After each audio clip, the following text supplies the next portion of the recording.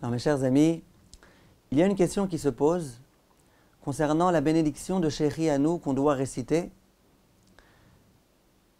au moment où un jour de fête se présente. Et en particulier, parlons aujourd'hui de Rosh Hashanah et de Yom Kippour. Vous savez que lorsqu'il y a une fête qui s'annonce, on doit réciter la bénédiction de Shechianu, Vekiemanu, Veigianu, Lazmanazé. On remercie Hachem de nous avoir permis de vivre jusqu'au jour d'aujourd'hui et de pouvoir fêter cette fête qui se présente à nous. Le jour de Rosh Hashanah, c'est un jour immense, c'est le jour du jugement. On est très joyeux que Akadosh Baruch Hu nous ait donné la possibilité de vivre jusqu'à ce grand jour-là. Et donc, bien évidemment, on doit réciter, au moment où la fête va entrer, la bénédiction, Baruch Ata Hashem, béni sois-tu Hashem, Shechianu, Vekiemanu, qui nous a fait vivre et qui nous a permis de subsister, Veigianu Lazmanazé, et qui nous a permis de vivre cet événement-là qui se présente face à nous. La question qui se pose, à quel moment doit-on réciter cette bénédiction? La coutume ashkénaze est de réciter cette bénédiction au moment de l'allumage des bougies. Au moment où la femme allume les bougies, elle récite cette bénédiction. Je parle à présent des femmes. Les femmes, elles récitent à ce moment-là. Et les hommes, ils récitent au moment du kiddush. La coutume séfarade est que la femme ne récite pas cette bénédiction au moment de l'allumage des néroth. Mais, un peu comme les hommes, au moment du kiddush, elle récite cette bénédiction si elle récite le kiddush elle-même. Ou en tous les cas, elle répond Amen au moment où la personne qui fait le kiddush dit le kiddush, en ayant l'intention de s'acquitter de cette bénédiction. Donc on a là deux coutumes. D'après les Sfaradim, aussi bien les hommes que les femmes s'acquittent de cette bénédiction au moment du kiddush. D'après les Ashkenazim, les hommes s'acquittent au moment du kiddush, mais les femmes récitent cette bénédiction elles-mêmes au moment de l'allumage des néroth. Il y a une question qui se pose. Une femme ashkenazia, qui a donc allumé les néroth et qui a récité la bénédiction de Shechianu à ce moment-là.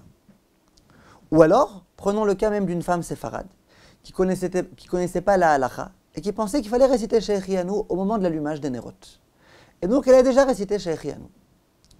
Au moment du kiddush, au moment où l'homme qui va faire le kiddush par exemple, va dire Shechianu, est-ce que cette femme-là doit répondre Amen à la bénédiction de Shechianu ou pas?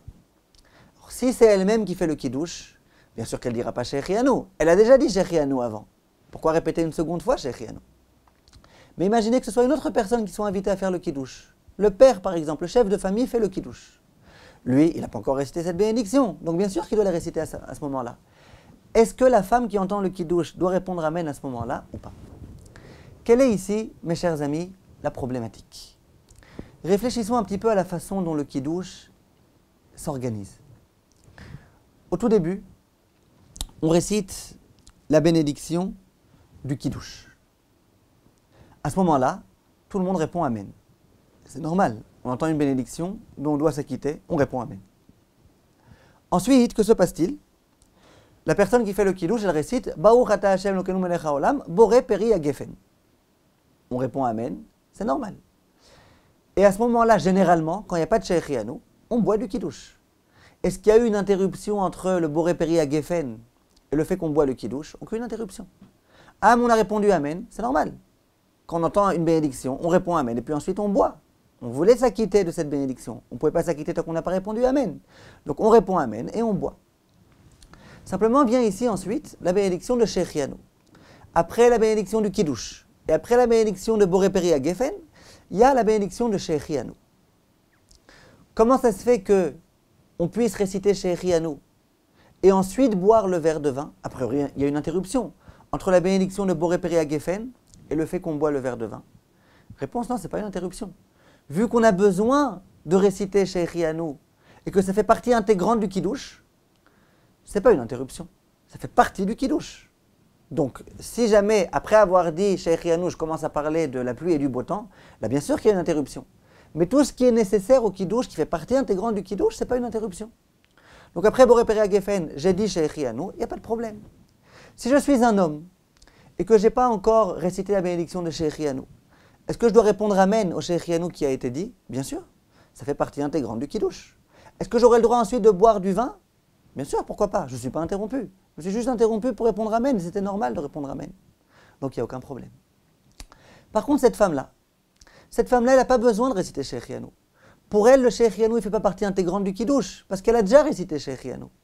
C'est une phrase donc qui n'a pas sa place ici, dans son cas précis.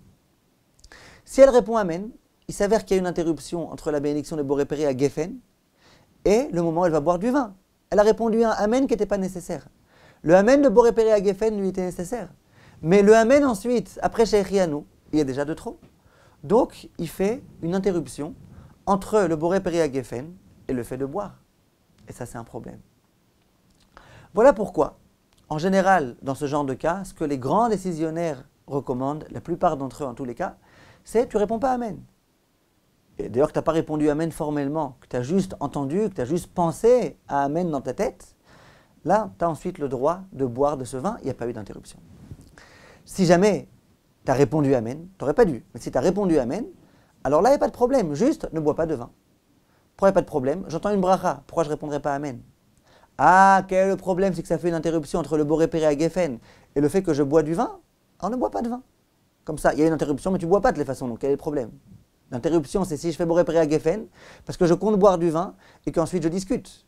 Mais si jamais, depuis le début, je ne pensais pas boire de vin, il n'y a pas de problème que je me sois interrompu. Dès lors que Boré Peri à Geffen est terminé, que Shechianu est terminé, cette personne-là qui a fait le kiddush, elle va boire du vin. Et moi, ensuite, c'est fini, je peux parler de ce que je veux, il n'y a plus aucun problème. Voilà concernant ce sujet-là. Autre point important concernant le Shechianu de Rosh Hashanah.